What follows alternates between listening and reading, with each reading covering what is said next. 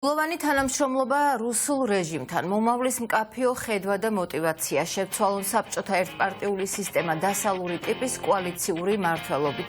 ეს არის ის ძირითადი პრინციპები, რომელიც ახალ საარჩევნო გაერთიანებას დაედო საფუძვლად. ნორმალური არჩევანი ეს გირჩი მეტი თავისუფლების და დროას ახალი ერთობაა. რასაც ხადებენ გაერთიანებაში და რა გამოხმაურება მოყვა ახალ პოლიტიკურ ერთობას ქართულ ოცნებაში, გუგა მაისურაძე ჩაგვერთვება პირდაპირ ეთერში. გისმენ გუგა.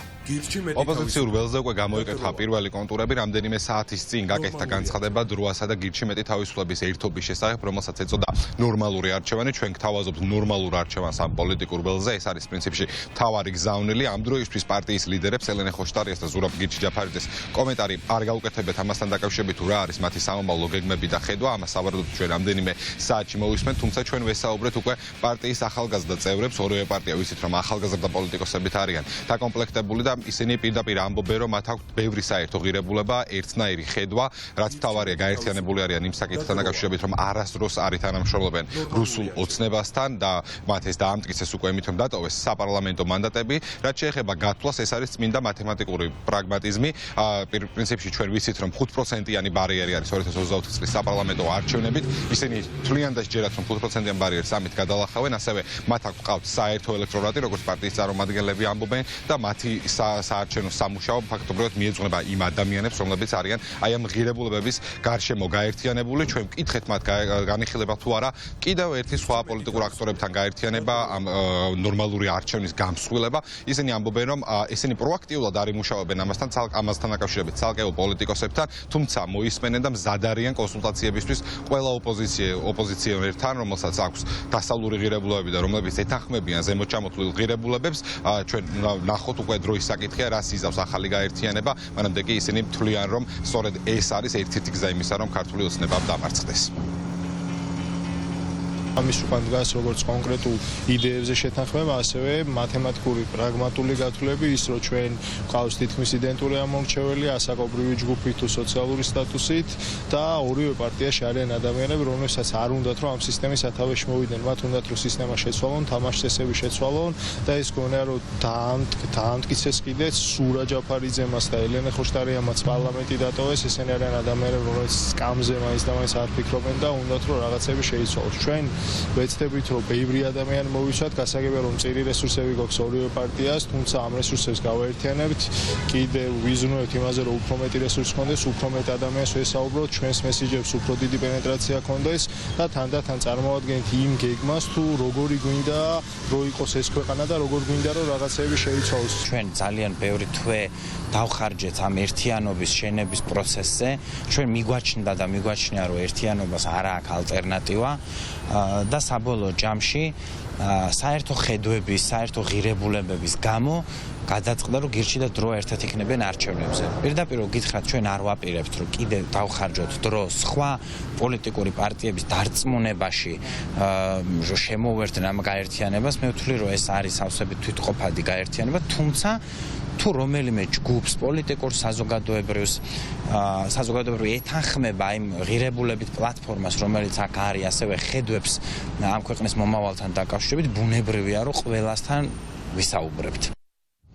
ოპოზიციურ ფლანგზე გარკვეული კონტურები სამოქმედო გეგმასთან დაკავშირებით ნელ-ნელა იკვეთება. ჩვენ ვიცით, რომ 2024 წლის ოქტომბერში არის საპარლამენტო არჩევნები, ახლა არის ყველანაირად ლოგიკური დრო იმისა, თუ გადაწყდეს ვინ ვისთან ითანამშრომლებს, ვინ რა ალიანსით წარსდგება. მე ვეტყვი მაყურებელს, რომ გუშინ საქართველოს ყოფილმა სახალხო დამცველმა ნინო ლომჯარიამ განაცხადა, გააკეთა განცხადება, რომ მან დააარსა საზოგადოებრივი მოძრაობა საქართველოს ევროპული ორბიტა. ბუნებრივია, ჩვენ მასაც გავესაუბრეთ, მისი თქმით, ეს არის საზოგადოებრივი მოძრაობა, ჯერჯერობით არ განიხილავს არც ერთ პარტიასთან თანამშრომლობას, რადგან ამ მოძრაობის მთავარი იდეა არის ის, რომ იყოს ზეპარტიული და მოიმსახუროს მაქსიმალურად საქართველოს მთავარ ამოცანას, რომ შესრულდეს 12 რეკომენდაცია და საქართველოს მიიღოს ევროკავშირის წევრის კანდიდატის სტატუსი, წევრობის კანდიდატის სტატუსი. ამიტომ ის თulis, რომ ეს უნდა იყოს ხალხისთვის დათმობილი ტრიბუნა და ხალხის პრობლემები უნდა მიიტანოს სწორედ ევროპელ პარტნიორებთან. რაც შეეხება სხვა პოლიტიკურ პარტიებს, ვიცით, რომ ნაციონალურმა მოძრაობამ და სტრატეგია აღმაშენებელმა გაერთიანდნენ და გააკეთეს გამარჯვების პლატფორმა და ამიტომ კითხვები ჰქონდა, რა თქმა თქმა უნდა ლელოსთან რას იზავს ლელო, რომელიც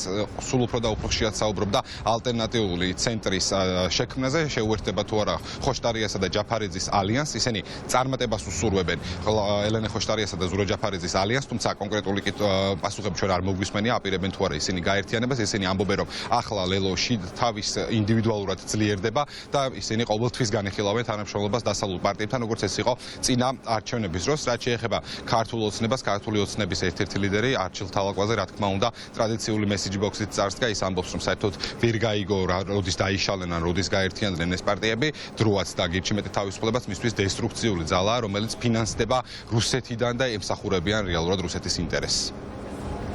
პირიქში წარმატებას უსურვებთ ყველა პროდასავლურ გაერთიანებას, რომელსაც აქვს გააზრებული ქართული ოცნების კავშირები და მორჩილება კრემლის რეჟიმთან მიმართებით და დარწმუნებულია, რომ დღეს ამ ქვეყნის გამოსავალი განვითარების შესაძლებლობა დევს ქართული ოცნების ხელისუფლებიდან ჩამოშორებაში, რა თქმა უნდა, წარმატებას უსურვებთ. ლელო ამ ეტაპისთვის ძლიერდება ინდივიდუალურ რეჟიმში. რა ტიპის ფორმაციით შეიძლება ვიხილოთ ლელო არჩევნებზე, ამას გზადაგზა აუცილებლად გაიგებთ. თანამშრომლობა პროდასავლურ ძალებთან, რომელთა მიმართად ჩვენ ძიმე პოლიტიკური შეკითხვები არ გაგვაჩნია, კომფორტულია და ამის გამოცდილება როგორც წარსულში გვაქვს, შესაძლებელია რომ მომავალშიც არსებობდეს. ჩვენი ორგანიზაციის და პლატფორმის ამბიცია არის ის, რომ ჩვენი საქმიანობით, აქტიურობით თუ ჩვენ მიერ შექმნილი პროდუქტით მოვახდინოთ ზეგავლენა საჯარო პოლიტიკურ დისკურსზე. ჩვენ გვინდა დიახ, რომ საზოგადოების ხმა ისმოდეს უფრო ხმამაღლა, გავააქტიუროთ ადამიანების საზოგადოებრივ ინიციატივებში ჩართულობით და ამ აქტიურობის შედეგებმა იქონიოს გავლენა მათ შორის პარტიების დღის წესრიგზე. სამწუხაროდ დღეს იმის გამო კიდევ ერთხელ რომ პოლიტიკური ცხოვრება არის ძალიან ტოქსიკური, საზოგადოება არ არის აქტიური სხვადასხვა ინიციატივებში, იმიტომ რომ მათ აქვს შიში რომ იქნებიან დაკავშირებულნი ან ასოცირებულნი რომელიმე პარტიასთან. მოკლე პასუხი იქნებოდა ან როდის დაშორდნენ და რატომ ერთიანდებიან. რაც შეეხება ვრცელ შეფასებას, პირდაპირ უნდა ითქვას, რომ ეს ადამიანები რეალურად დაკავებული არიან პოლიტიკური პერფორმანსით, ანუ თამაშობენ როლს, რომელიც სინამდვილეში არ არის მათი.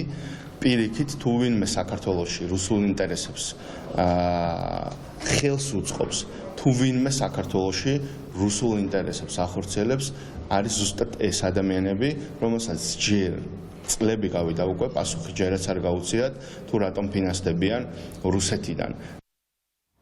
არჩევნებამდე წელიწადზე მეტი დროა დარჩენილი, ჩვენ ხედავთ, რომ ოპოზიცია გააქტიურდა, ხედავთ ახალ შექმნილ პლატფორმებს, დღეს მთავარი ამბავი, რა თქმა უნდა, დროასა და გირჩი მეტი თავისუფლების გაერთიანება, ამასთან დაკავშირებით სავარაუდოდ ორივე პარტიის ლიდერი გააკეთებს სულ მალე განცხადებას და ჩვენ, რა თქმა უნდა, ამ განცხადებას შემოგთავაზებთ და ვისაუბრებთ ამ საკითხთან დაკავშირებით უკვე შემდეგ გამოშვებებში.